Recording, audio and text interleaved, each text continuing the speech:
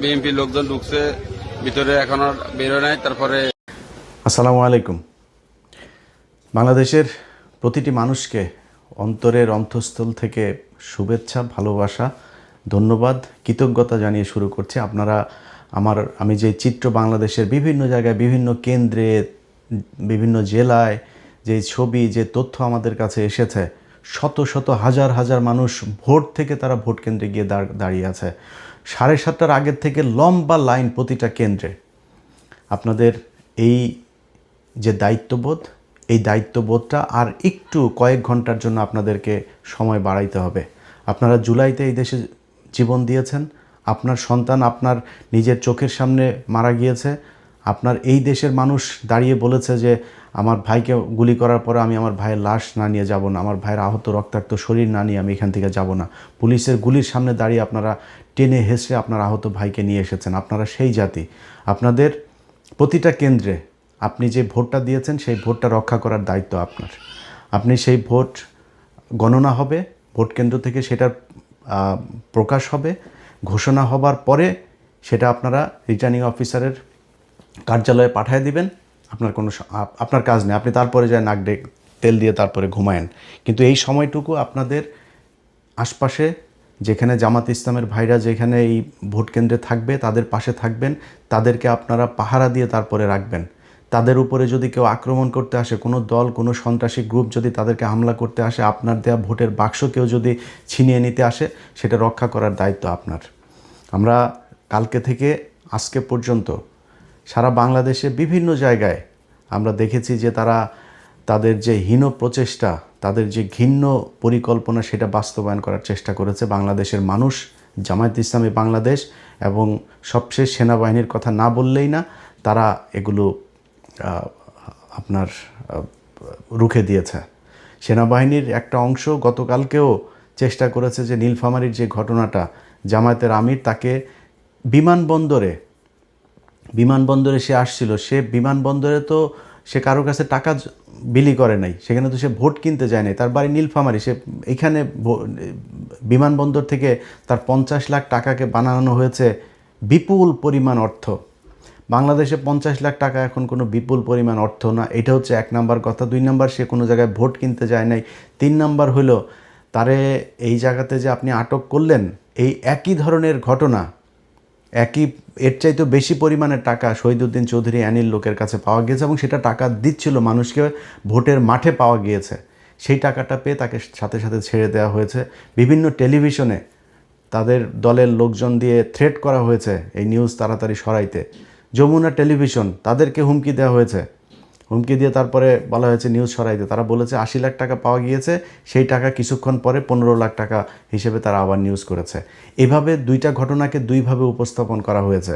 আমরা গণমাধ্যমের গতকালকে থেকে যেই ভয়ঙ্কর রূপ দেখেছি, তারা 5 তারিখ থেকে 1 বিন্দু পরিমাণ কোনো শিক্ষা নেয় নাই।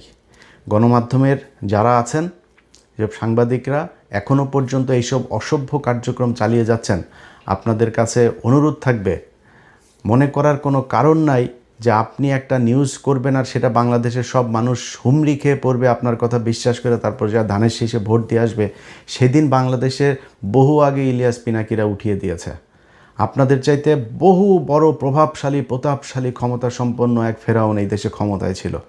তারা যখন কিনা ঘুমাইতো, ঘুমের মধ্যেও আমাদের ছবি চোখে দেখতো, তাদেরকে শান্তিতে থাকতে দেয় নেই। আপনারা এখনও এত বড় কোনো ছেটের বাল হয়ে যান নাই যে আপনারা যা মনে চায় তাই বলবেন আর এই দেশের মানুষই করবে।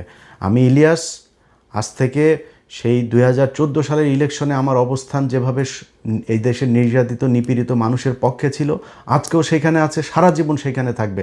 নিজের ব্যক্তিগত অনেক বড় বড় স্বার্থ বাদ দেয়া এই দেশের যেসব নির্যাতিত মানুষ আছে, যারা অত্যাচারিত মানুষ আছে, যারা সংকটে আছে, সমস্যায় আছে, তাদের পাশে ইলিয়াস দাঁড়িয়েছে।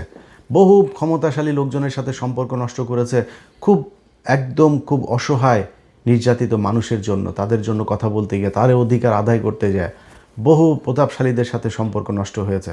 সো আপনাদের এই দেশের মানুষকে আপনারা যদি চান যে আপনারা যা মনে চায় বলবেন আর সেই দেশের মানুষ আপনাদের এইসব কথাবার্তা সব শুনে ফেলবে, এটা মনে করার কোনো কারণ নেই। আজকের চিত্র দেখেন, আপনি কয়টা রিউমার ছড়াবেন, কয়টা গুজব ছড়াবেন? এই দেশের মানুষ ভোট দিচ্ছে, শত শত হাজার হাজার লক্ষ লক্ষ মানুষ ভোট দিচ্ছে, আপনি এই ভোটের এগুলো গুজব ছড়ায় আপনারা এই করে ফেলবেন।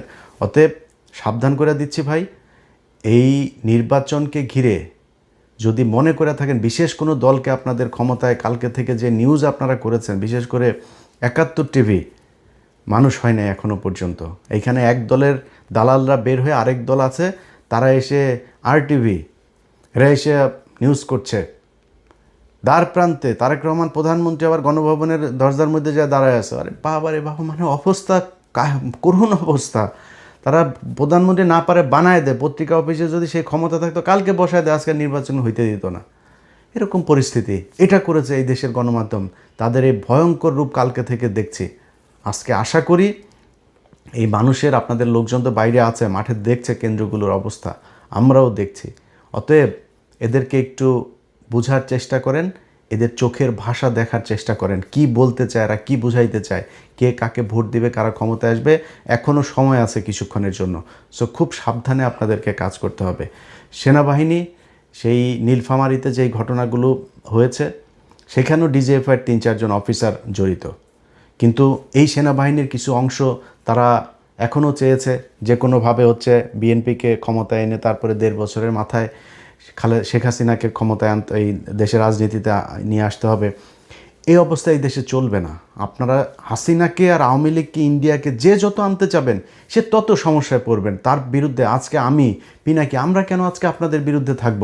আপনারা ৫ তারিখের পর থেকে এখন পর্যন্ত প্রথমেই বুকে চিন চিন করে রে আপনার এই শেখ মুজিবের ইয়েতে মূর্তি ভাঙা দেখা, এটা দিয়ে শুরু হয়েছে।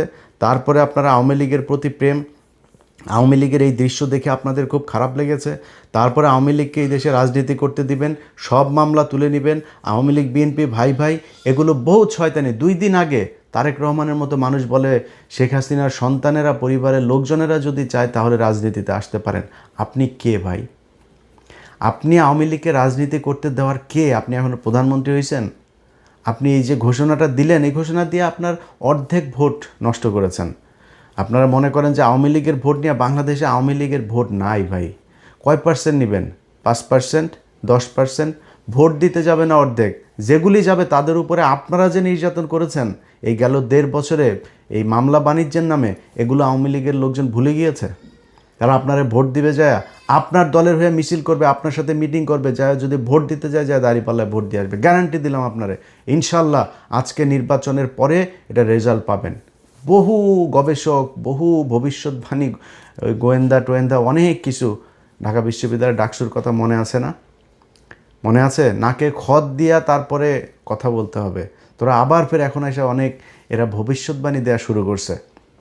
এরকম 70% তারেক রহমান প্রধানমন্ত্রী হয়ে গিয়েছেন, বিএনপি চলে এসেছে, এরকম তোদের এই 70% তোরা আওয়ামী লীগের পক্ষেও এরকম তোরা জরিপ বানায় তারপর প্রচার করছিলি। সেই আওয়ামী লীগের 70% লোক কই?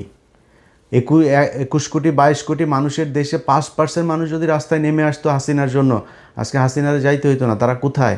45 মিনিটের নোটিসে তোরা নাই হয়ে গিয়েছিস। এইটাই হয় বর্জুয়া। এই পুঁজিবাদী শাসন ব্যবস্থায় যারা নিজের পেটের চিন্তা করে তাদের রাজনীতিগুলো রাতারাতি পরিবর্তন হয়ে যায়। যারা আওয়ামী লীগ করতো তাহাই এখন বিএনপির অবস্থা খারাপ হবে, তারাই আবার আওয়ামী লীগে যায় যোগ দিবে। এরা নিজের পকেটের টাকা দিয়ে রাজনীতি করে না, রাস্তাঘাটে মানুষের টাকা পয়সা নিয়ে চাঁদাবাজি করে তারপর রাজনীতি করে। এই জন্য এদের রাজনীতির জন্য কোনো মায়া নাই। অতএব যে কথাগুলো বললাম, বাংলাদেশের মানুষের কাছে অনুরোধ থাকবে, ভাই আপনারা আর কয়েকটা ঘন্টা আপনাদেরকে কষ্ট করতে হবে। আপনারা ভোট দিয়ে চলে গেলে হবে না, রুটিন করে তারপর আপনাদের যাইতে হবে। কিছু মানুষ যাবেন, খাওয়া দাওয়া করবেন, রেস্ট নিয়ে আবার আসবেন। ভোট গণনার পর থেকে প্রতিটি সেকেন্ড ভোট কেন্দ্রের বাইরে পাহারা দিতে হবে। এখানে কোনো সন্ত্রাসী কার্যকলাপ করতে দেওয়া হবে না। এটা আপনাদের মাথায় রাখতে হবে। আপনারা এই বাংলাদেশের যেই পরিবর্তনের হাওয়া আমাদের বাংলাদেশের ভাগ্যাকাশে আমরা দেখছি, সেই পরিবর্তন যদি হয়, এটা আপনি আমার জন্য করবেন না, এটা ডক্টর শফিকুর রহমানের জন্য করবেন না, জামাত ইসলামের জন্য করবেন না, আপনার জন্য করবেন। আমি গতকালকে আমার ভিডিওতে বলেছি, ভাই আমি জামাত ইসলামের কেউ না, আমি জামাত ইসলামের এমপিও হব না, মন্ত্রীও হব না, জামাত ইসলামের কাছে আমি কোনো সুবিধা আনতে যাব না। কিন্তু আপনাদের জন্য আমি আজকে এই যে সেনাবাহিনীর সাথে আমার সমস্যা, বিডিআরকে নিয়ে আমার সেনাবাহিনীর সাথে সমস্যা, সরকারের সাথে সমস্যা, আসিফ নজরুলের সাথে সমস্যা। এই সমস্যা এই দেশের আলেম সমাজের এখনও প্রায় 4-5 হাজার আলেম এখনও জেলখানায় আছে। এই যে তেজগাঁ থানা ছাত্র শিবিরের সেক্রেটারি এখন পর্যন্ত জেলখানায় আছে। এদেরকে নানান মামলা, কিসের সব সন্ত্রাস বিরোধী আইন, এই আইন সেই আইন, এইসব মামলায় তাদেরকে আটকে রাখা হয়েছে। এই বাংলাদেশের জন্য তো এই দেশের মানুষ মারা যায় নাই। পরের দিন যে আসিফ নজরুলকে যে আপনি এই সন্ত্রাস বিরোধী আইন এটারে বাতিল করেন, এইখানে যারা এর আগে আটক হয়েছে সব কটারে ছাড়েন নাই তারা, এখনও সেই ব্যক্তিগুলো জেলে।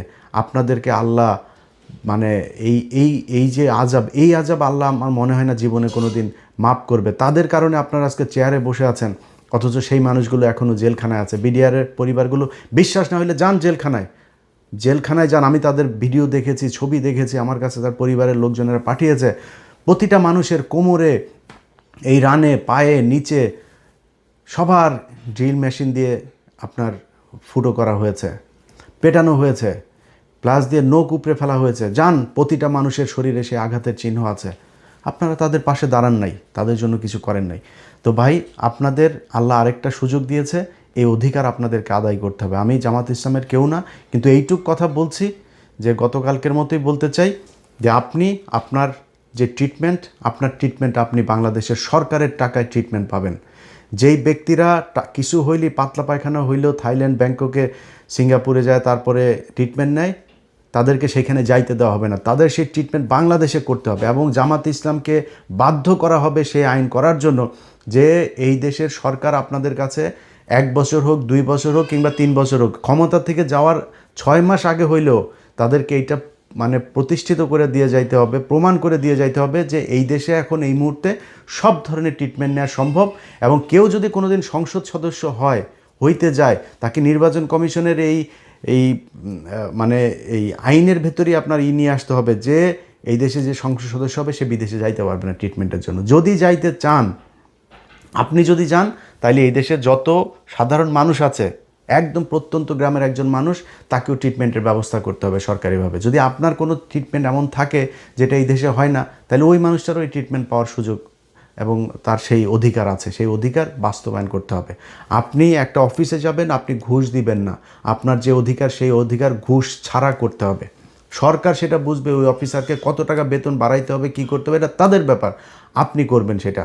এই দেশে যত ধরনের মানুষ বিদেশ যায়, যত দেশে যায়, ইন্ডিয়া, পাকিস্তান, শ্রীলঙ্কা থেকে যাইতে তার যেই সুযোগ, যেই কয় টাকা খরচ হয়, সেই টাকায় নিতে হবে। এরকম অনেক কিছু আছে যেই জিনিসগুলো এই দেশের মানুষকে পাইতে হবে, পাওয়ানোর জন্য ব্যবস্থা করা হবে ইনশাল্লাহ। আপনারা শুধু আর কয়েকটা ঘন্টা এই দেশের, তারা জামাত ইসলাম বলেছে তারা শাসক হইতে আসে না, সেবক হইতে এসেছে। এই সেবকদেরকে সেবা করার জন্য যে সুযোগ তৈরি করে দেওয়া দরকার, সেটার দায়িত্ব এখনও আপনাদের হাতে। আপনারা ভোট কেন্দ্রগুলোতে থাকবেন, পাহারা দিবেন। এবং সবশেষ আবারও সেনাবাহিনীকে আগেও বলেছে যে ভাই, আপনারা আমাদের সার্বভৌমত্বের প্রতীক, আপনারা ছাড়া এই দেশ কেউ ঠিক করতে পারবে না।